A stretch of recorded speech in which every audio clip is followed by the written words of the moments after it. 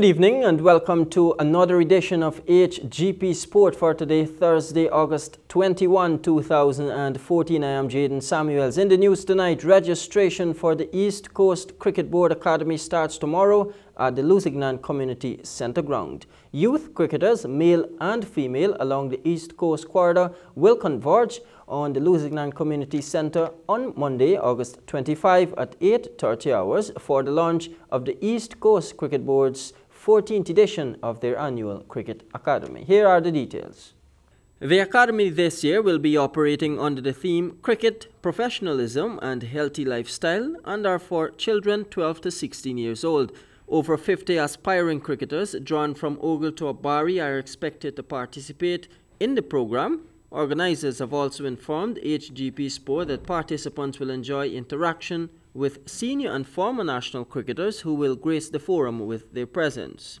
While there, the seniors will introduce the youngsters to the technicalities of the sport while sharing their experience on the national field.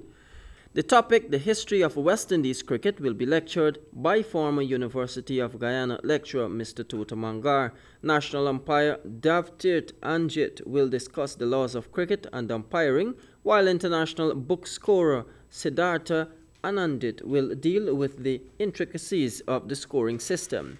Officers from the Cove and John Police Station will tutor the aspiring cricketers on road safety practices, while an officer from the Ministry of Education will discuss careers in cricket and discipline.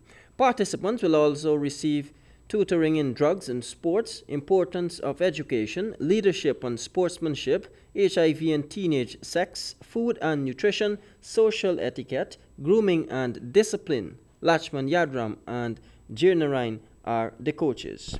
It must be noted too, the more than 20 participants who have attended the East Coast Cricket Board Annual Academy over the years went on to represent Guyana with distinction. Notably, Brian Satar, who captained the successful Guyana Under-19 team this year, and Bashkar Yadram, who captained the Guyana Under-15 teams. Both teams won the 2004 West Indies Cricket Board Regional Under-19 tournament.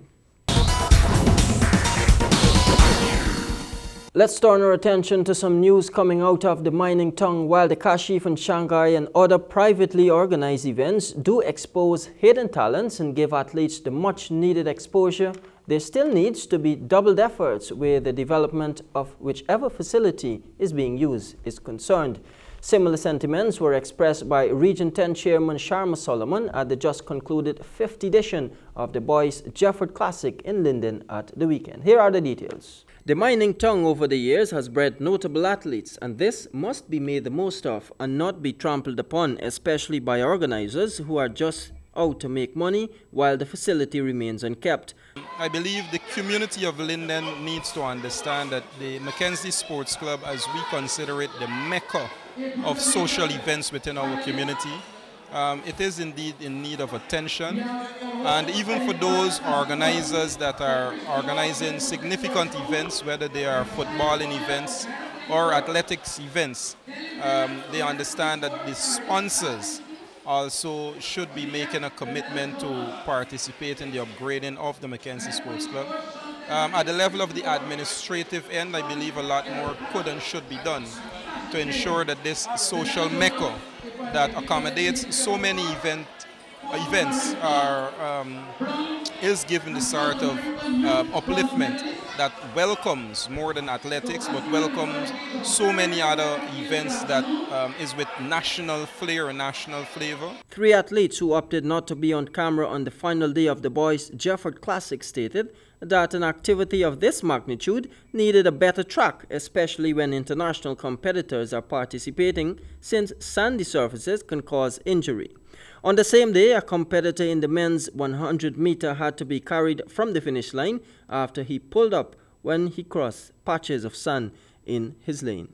There is room for more to be done, and I believe that the efforts being made need to be doubled up, where we can have more events, more activities that allow for healthier development of our young people. In Linden and Region 10, some of the best basketball players are from Linden. We have swimming, cycling. So the region and the community is always grateful if more can be done to ensure the athletics and the sporting ability that we've demonstrated over the year can be much more promoted.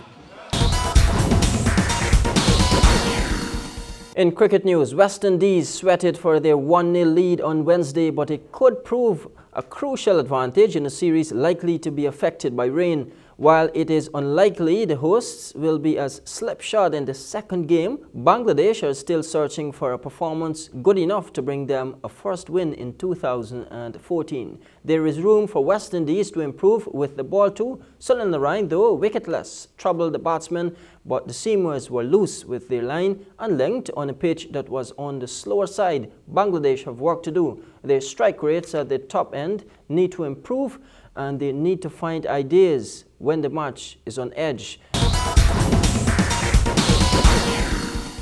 In some international tennis news, Britain's Andy Murray will play Robin Haase of the Netherlands in the US Open first round and could meet world number 1 Novak Djokovic in the last 8. The Scot, 27, who won in 2012, has been seeded 8th for the tournament, which starts at Flushing Meadows on Monday. Haase, 27, is 70th in the world rankings and lost to Murray in 5 sets in 2011 US Open second round. British women number 1 Heather Watson meets Romanian Sorana Cristea in the first round. Watson, 22, is ranked 45th in the world and could play Wimbledon finalist Eugene Bouchard in round 2. That concludes our cast for this evening. Do remember to join us tomorrow for another edition of HGP Sport. I'm Jaden Samuels saying good night.